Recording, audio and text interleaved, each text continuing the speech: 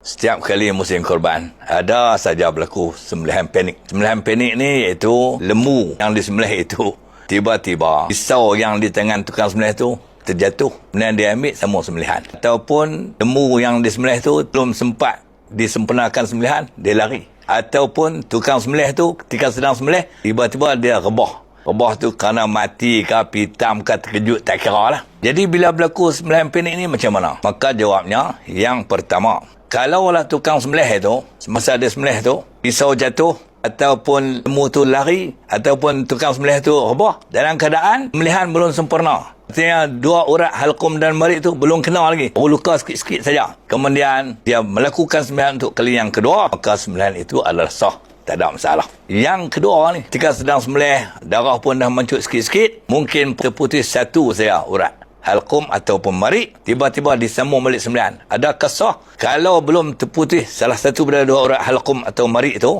segerakan sambungan sembelihan itu. Dan semasa sembelihan yang kedua itu masih ada hayah mustaqirah, maka sembelihan itu adalah sah. Hayah mustaqirah tu makna contoh pisau terlepas tadi ni, ambil cepat-cepat, lepas tu sembelih. Masa sembelihan ulangan itu ada tanda hayah mustaqirah, iaitu binatang itu menggelupur. Itu tanda mustaqirah. Tapi syaratlah bila pisau terlepas ataupun tukang sembelih jatuh, sambung dengan cepat. Tetapi kalau disambung sembelihan itu, sembelih-sembelih itu tidak ada tanda hayah mustaqirah, maka itu namanya hayah mazbuhah. Binatang itu tidak jadi sembelihan yang sah, dia jadi bangkai. Kalau berlaku kes yang macam ni, pisau tercabut, cepat-cepat ambil sambung sembelihan. Itu juga kalau rebah, cepat-cepat ambil. Kalau rebah kawan tu mati, orang yang nombor dua cepat-cepat ambil sambung sembelihan. Masa sembelihan itu ada hayah mustaqirah, insya-Allah sah sembelihan itu dan halal dimakan. Allahu a'lam.